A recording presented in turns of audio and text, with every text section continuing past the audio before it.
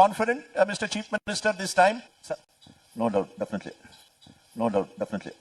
இந்த அளவுக்கு நல்ல இங்கிலீஷ் பேச தெரிஞ்ச உனக்கு ஆனா அதை யாருக்கிட்ட பேசணும்னு தெரியல பாத்தியா?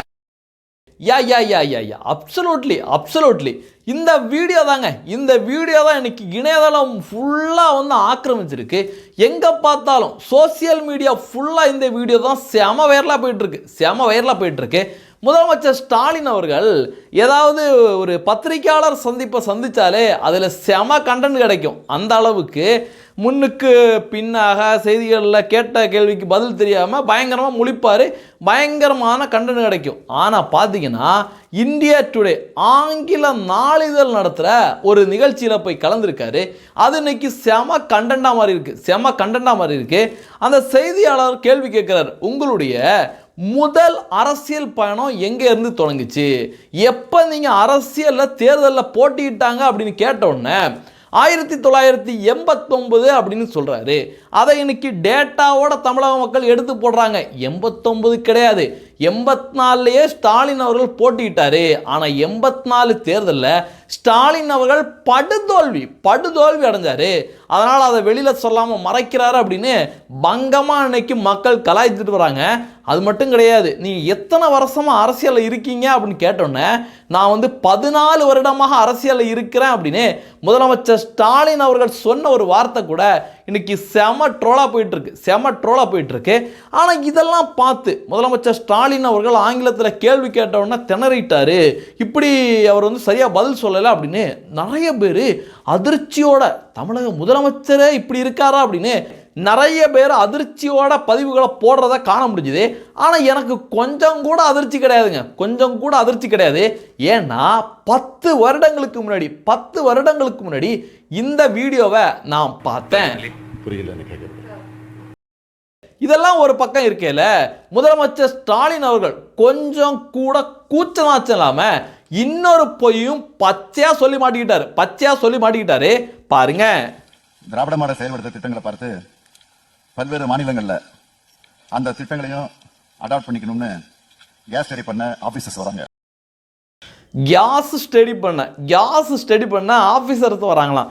இங்கே ஆஃபீஸர்ஸ் வேறு மாநிலத்திலேருந்து நேராக வந்து பார்த்தா ஒரே ஒரு திட்டம் தான் தமிழகத்தில் எங்கே பார்த்தாலும் சிறப்பாக கரெக்டான டைமுக்கு திறப்பாங்க, கரெக்டான டைமுக்கு வந்து எல்லா விஷயங்களும் நடக்கும் அப்படிங்கிற ஒரே ஒரு திட்டம் தான் சாராய கடை திட்டம். மூளைக்கு மூளை சாராய கடையை திறந்துருக்கிறது மட்டும்தான் இந்த திராவிட மாடல் அரசாங்கத்தோட மிகப்பெரிய சாதனை. இந்த உருட்டு கூட பரவாயில்லைங்க, இன்னொரு உருட்டை மனசாட்சியே இல்லாம உருட்டி இருக்காரு. பாருங்க, இப்போ கூட எங்களோட தோழி விடுதியை மாடலா எடுத்துக்கிட்டு ஒன்றிய அரசு பட்ஜெட்ல ஒரு ஸ்கீம் அறிவிச்சிருக்கிறாங்க. என்ன கதை பார்த்தீங்களா?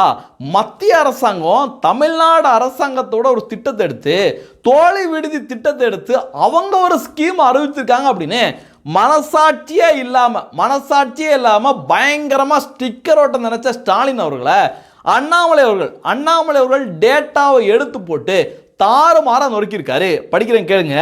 கடந்த 2022ஆம் ஆண்டு நிதியாண்டு தொடக்க நாளான ஏப்ரல் மாதம் 1 அன்று மத்திய அரசு கொண்டு வந்த பணிபுரியும் மகளிருக்கான சக்தி நிவாஸ் திட்டத்தின் கீழ் வழங்கப்பட்ட நிதியில் 2023ஆம் ஆண்டு ஜூலை 13 அன்று தொடங்கப்பட்டதே தோழி விடுதி. இதற்காக தமிழகத்துக்கு மத்திய அரசு 223 கோடி ரூபாய் ஒதுக்கி உள்ளது. 147 கோடி ரூபாயும் வழங்கி உள்ளது. உண்மை நிலை இப்படி இருக்க கொஞ்சம் கூட கூச்சமே இல்லாமல் தோழி விடுதியை அடிப்படையாக கொண்டு மத்திய அரசாங்கம் புதிய திட்டத்தை அறிவித்திருக்கின்றது என்று பொய் கூறியிருக்கின்றார் முதலமைச்சர் ஸ்டாலின் அவர்கள். மத்திய அரசின் திட்டங்களில் அனைத்திலும் ஸ்டிக்கர் ஒட்டியே பழக்கப்பட்ட முதலமைச்சர் மு.க. ஸ்டாலின் தற்போது மத்திய அரசின் நிதியில் செயல்படுத்தப்படும் திட்டங்களை தாங்களே கொண்டு வந்ததாக மற்றொரு ஸ்டிக்கரையும் ஒட்ட முயற்சிக்கின்றார். இப்படி ஸ்டிக்கர் ஒட்டி விளம்பரம் செய்ய செலவிடும் நிதியில் முதலமைச்சர் திரு மு.க. ஸ்டாலின் அவர்கள் தமிழக மக்களுக்கு எத்தனையோ நல்ல திட்டங்களை சொந்தமாக யோசித்து செயல்படுத்தியிருக்கலாம் அப்படின்னு அண்ணாமலை அவர்கள் சரியான ஒரு ரிப்ளைவை டேட்டாவோட கொடுத்திருக்காரு. சொந்தமாக யோசித்து செயல்படுத்தி இருக்கலாம் அப்படின்னு அண்ணாமலை அவர்கள் யோசனை சொல்லியிருக்காரு. ஆனால் சொந்தமாக யோசிக்கிறதுக்கு கிரெயின் இருக்கணுமே. கிரெயினுக்கும் திராவிட மாடலுக்கும் சம்பந்தமே கிடையாது.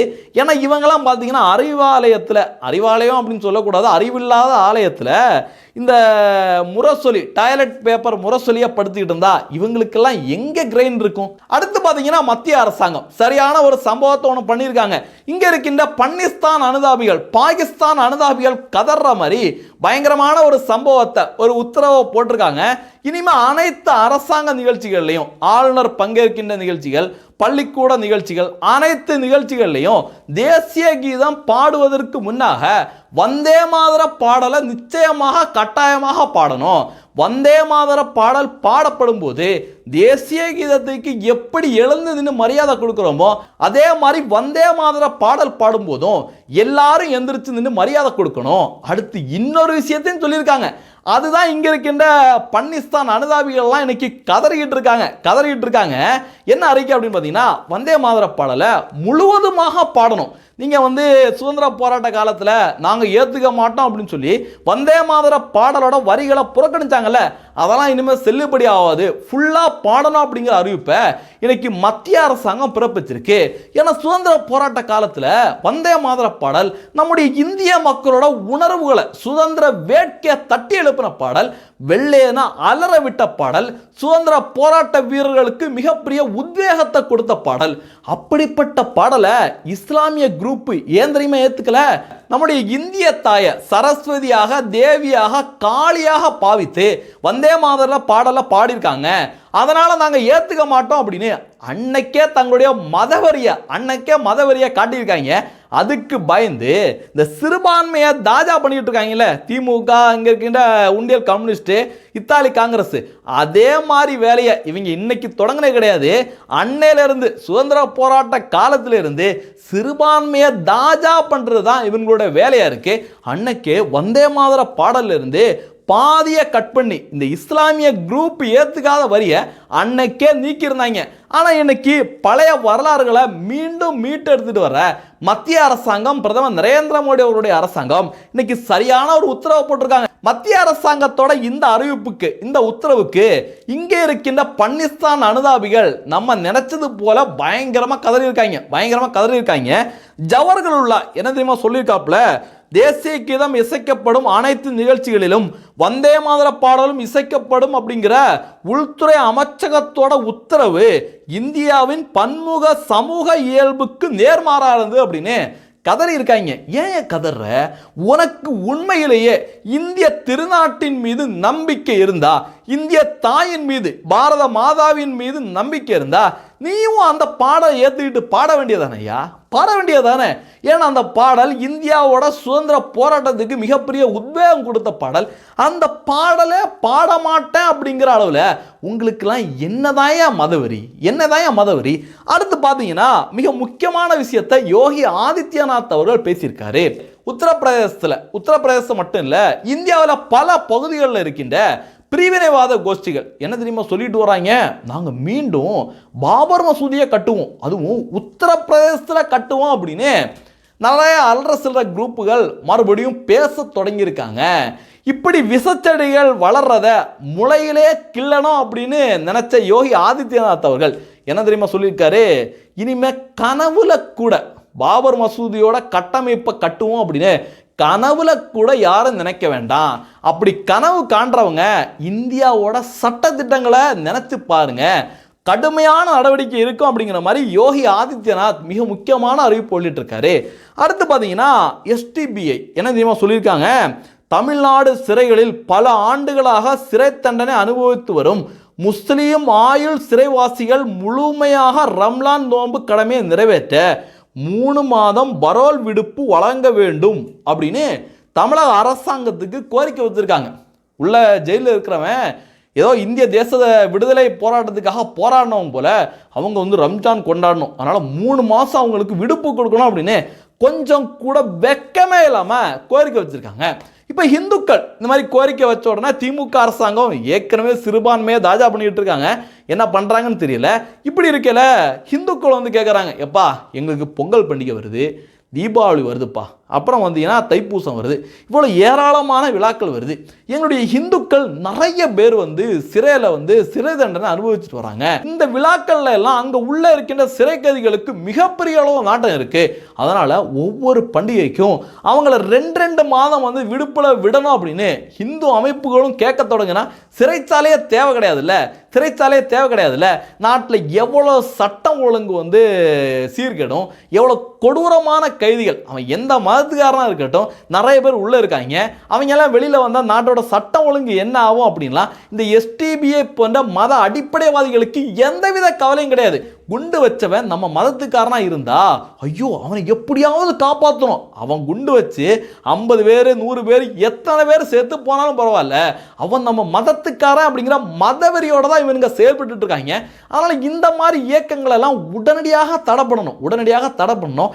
இங்க இருக்கின்ற செக்குலரிசம் பேசுவாங்க இல்ல, இந்த இத்தாலி காங்கிரஸ், உண்டியல் கம்யூனிஸ்ட், இந்த திமுக ஒரு பய கூட எஸ்டிபிஐ போன்ற மத அடிப்படைவாதிகளை பத்தி பேசவே மாட்டாங்க.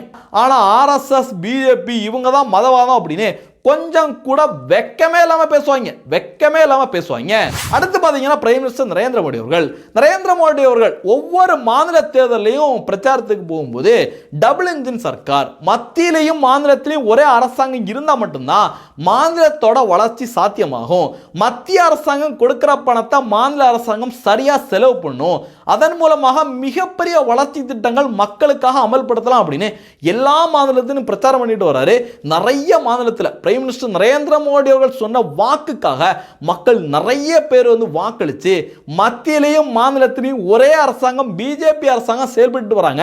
அந்த மாநிலத்தோட வளர்ச்சிகள் இன்னைக்கு கண்கூட தெரியுது. ஆனா டபுள் இன்ஜின் அப்படிங்கிற வார்த்தையை இங்க இருக்கின்ற திராவிட பசங்க என்ன சொல்றாங்க, டப்பா இன்ஜின் அப்படின்னு சொல்லிட்டு இருக்காங்க. ஆனா அவங்களுடைய திராவிட மாடல் தான் டப்பாவா இருக்கு அப்படிங்கிற டேட்டா இன்னைக்கு வந்திருக்கு. சாணியடி டேட்டா இன்னைக்கு வந்திருக்கு. அதுவும் யூபியில இருந்து வந்திருக்கு. காவி முதலமைச்சர் யோகி ஆதித்யநாத் அவர்களுடைய கோட்டையிலிருந்து இன்னைக்கு வந்திருக்கு. படிக்கிறேன் கேளுங்க. 2026-2027க்கான பட்ஜெட்டை உத்தரப்பிரதேசத்தோட அரசாங்கம் இன்னைக்கு வெளியிட்டு இருக்கு. அதுல பாருங்க 64,457 கோடி ரூபாய் உபரி வருமானம் லாபத்தில் உத்தரப்பிரதேச அரசாங்கம் இருக்கு. ஆனா தமிழ்நாடு அரசாங்கம் 2025-26க்கான பட்ஜெட்டை வெளியிட்டாங்கல்ல, அதுல பாத்தீங்கன்னா 41,635 கோடி ரூபா பற்றாக்குறையில் இருக்கு. டபுள் இன்ஜின் சர்க்கார் வந்து இன்னைக்கு உபரி நிதியை கொடுக்கிற மாநிலமாக, லாபத்தில் இருக்கிற மாநிலமாக இயங்கிட்டு இருக்கு. ஆனா இங்க இருக்கின்ற திராவிட மாடல் அரசாங்கம், டப்பா மாடல் அரசாங்கம் மக்கள் மீது மிகப்பெரிய அளவில் கடன் சுமையை ஏற்றிட்டு இருக்காங்களே தவிர எந்தவித வளர்ச்சி திட்டங்களும் எந்தவித வளர்ச்சியும் இல்லை அப்படிங்கிறது தான் நிதர்சனமான உண்மை.